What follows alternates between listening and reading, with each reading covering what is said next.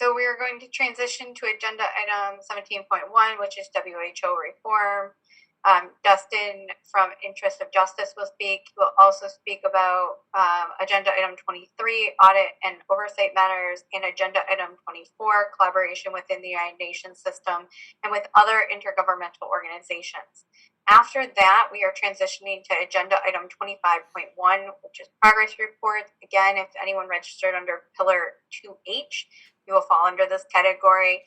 I show that the first person that was speaking under this is Denz from AIDS Healthcare Foundation. I don't see Denz on the line, so if someone else is speaking from AIDS Healthcare Foundation, please do email the box so we can make sure that you are able to speak. Followed by Amy Walker from CSL Sequires, and then Danielle Heiberg from WaterAid. I'm going to turn it over to Dustin. Hello, can everybody hear me okay? Okay, thank you, Jessica, for the introduction. Thank you, everybody, for allowing this to happen today and participation.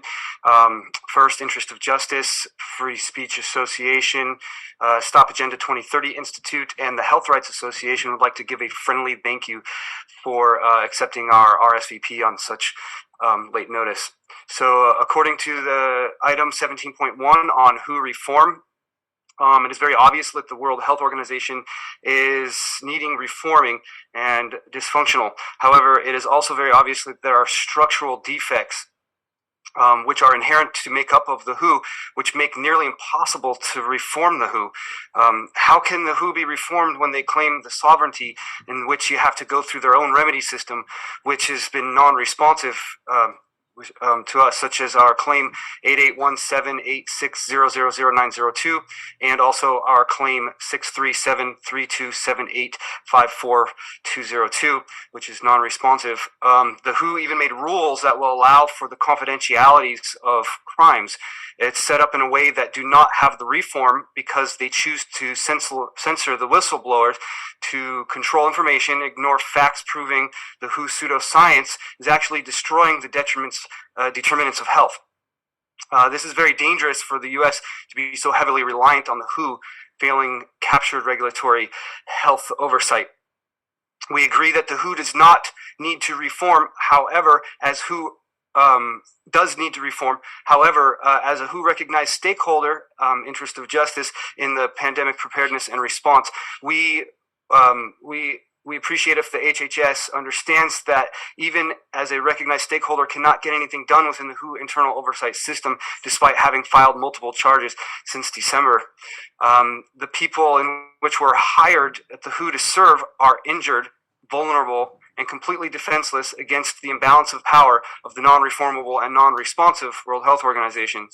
In the opinion of our organizations, in protected opinion, many scholars, historians, and thousands of recently censored dissenting medical experts, such as our chief scientist, Dr. Michael Yeadon, and the former vice president of Pfizer, the WHO should be prohibited as a private monopoly, which interferes with commerce and lessens the health and scientific standards due to political interference in scientific decision-making and clear conflicts of interests.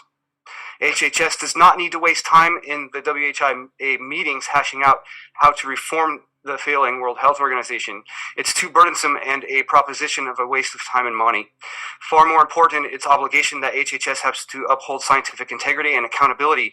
To us stakeholders, that means HHS needs to prohibit any further funding and collaborations until the World Health Organization can provide a shred of evidence to challenge our chief scientists' peer-reviewed evidence, which shows that, in an example, the PCR, the polychain reaction tests, which makes false positives, and therefore the COVID emergency is based on a fraudulent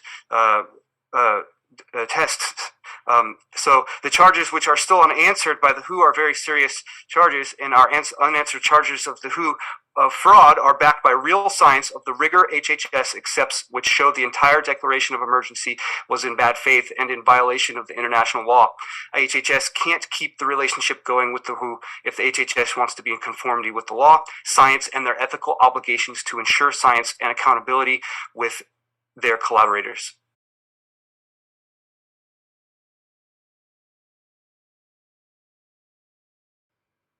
Thank you very much. That was our last planned speaker for today. I I want to thank you to all of our speakers for sharing their input today, and thank you to the panelists for listening, considering their input for the World Health Assembly. I'm going to turn it over to Lois to give some remarks. Hi, excuse me. I've only got to speak once. I had 3 speeches to do. One was on 17, which I finished, and then I also had on 25 and item 23, which was skipped. Oh, sorry, those were all back to back, and so I thought you were actually done with all. We can turn to you to speak to the other 2. I'd like to speak on item number 23 and then go immediately into 24. My first speech was only 3 minutes, so I timed each one of these for 3 minutes as per required.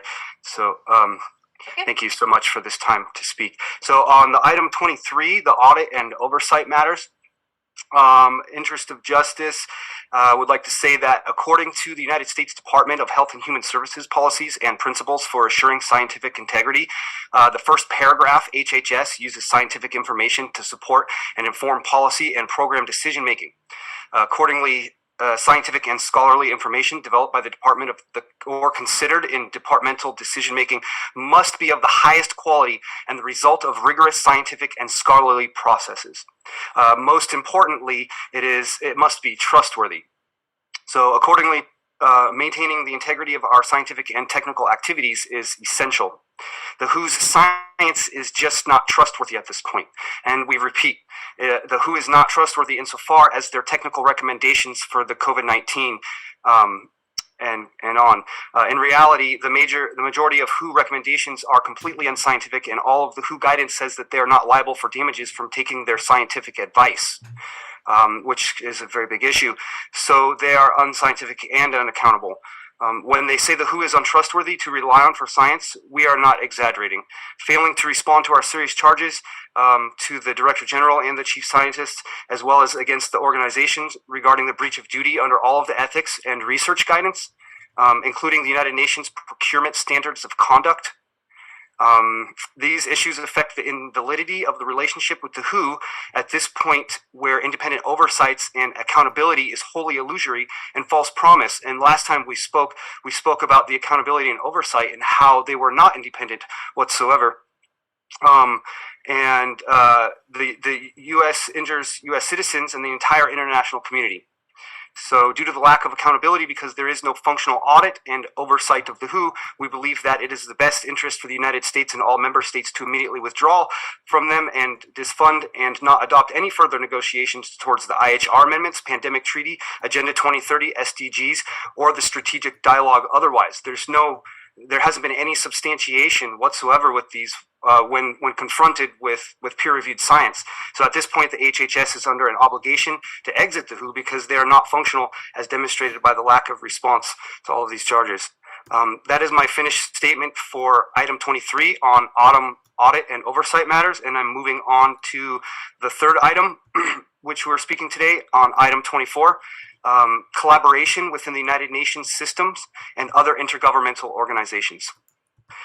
So far as we see, the collaboration within the United Nations systems is now scrubbed online because in the other intergovernmental organizations includes the COVID Action Platform, or CAP, which was the brainchild of Klaus Schwab from the World Economic Forum. After speaking of 200 of his capitalist stakeholder members of the World Economic Forum, they decided for the first time in history that the private sector will assist in pandemic and response.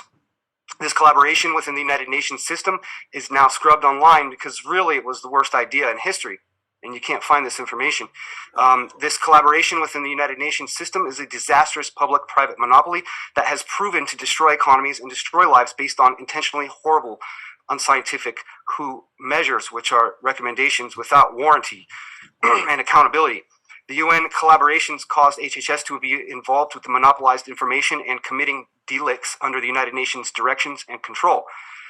It is, in our opinion, our protected opinion, and our wish that HHS quickly exit the WHO and the United Nations system and cease all UN collaborations, because the UN and the WHO are just not trustworthy at this point for science and are not answering our multiple charges. They just won't answer our substantiations of serious undue psychological and medical experimentations and crimes against humanity.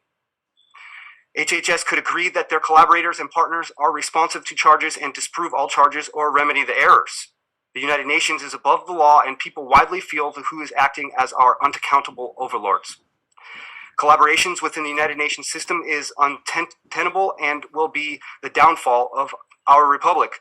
Our organizations cannot stress enough how important it is to exit the WHO and cease all collaborations with the UN system, especially CAP.